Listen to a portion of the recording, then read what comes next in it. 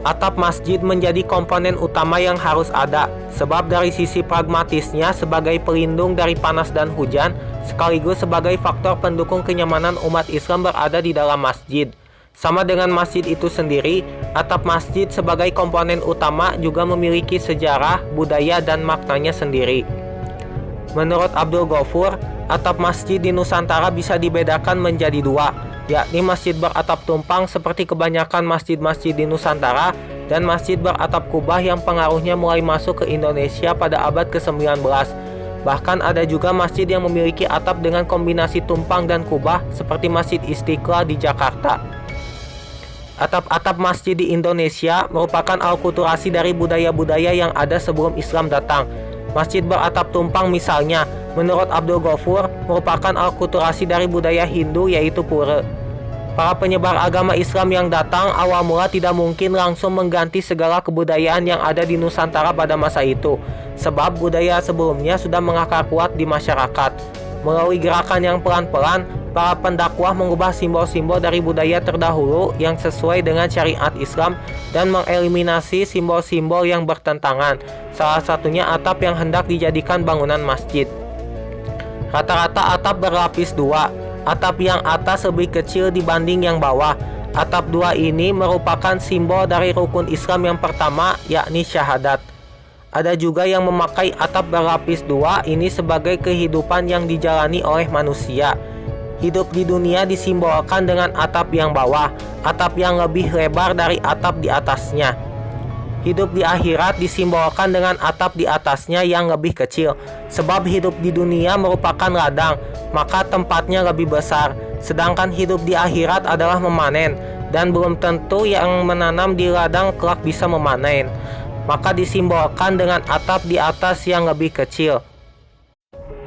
Tapi ada juga masjid yang atapnya tidak tumpang, atapnya hanya satu. Atap satu ini dimaknai dengan keesaan Allah. Hanya satu yang patut untuk disembah, yang patut dijadikan sandaran, yaitu Allah Subhanahu wa Ta'ala. Artinya, orang-orang yang ada di dalam masjid seharusnya sudah melepas gelar keduniawiannya, karena di dalam masjid semua makhluk di hadapannya sama.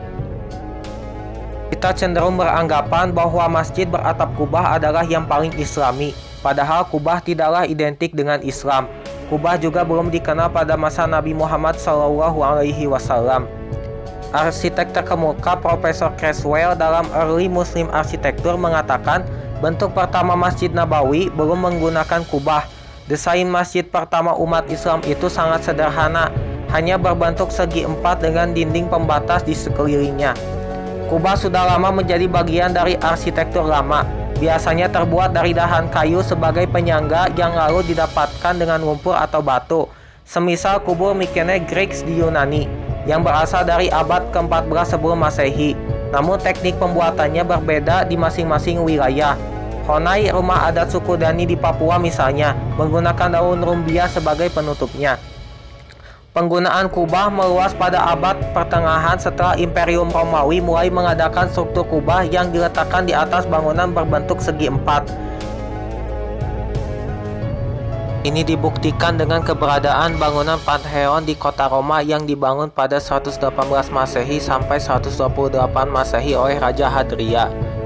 Arsitektur Islam tertua yang menggunakannya adalah kubah batu, tempat suci di dalam Masjid Al-Aqsa Yerusalem, yang dibangun pada masa Abdul Malik bin Marwan, Khalifah Umayyah pada 691 Masehi. Ia menjadi monumen Islam tertua yang masih bertahan hingga kini. Pembangunan kubah itu dimaksudkan untuk mengungguli atap gereja skulptur suci yang indah, tulis Philip Kahiti dalam History of the Arab.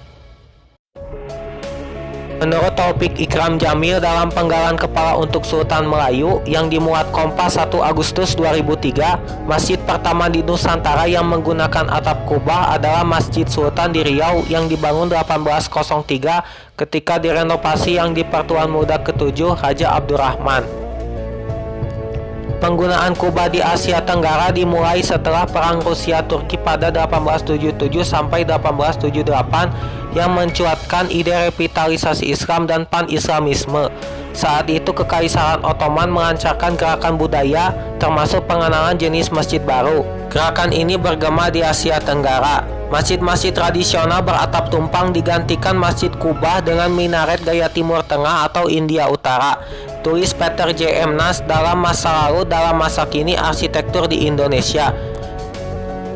Dennis Lombard dalam Nusa Jawa Silang Budaya Jaringan Asia juga merunut dari gerakan reformis atau pemurnian Islam atas kebiasaan lama pra-Islam atau sinkretisme yang diambil Islam berabad-abad lampau. Bentuk kubah dibawa para kiai ulama yang naik haji. Lambat laun, kubah menjadi simbol arsitektur Islam paling modern yang seakan-akan wajib ada pada masjid-masjid baru di Asia Tenggara.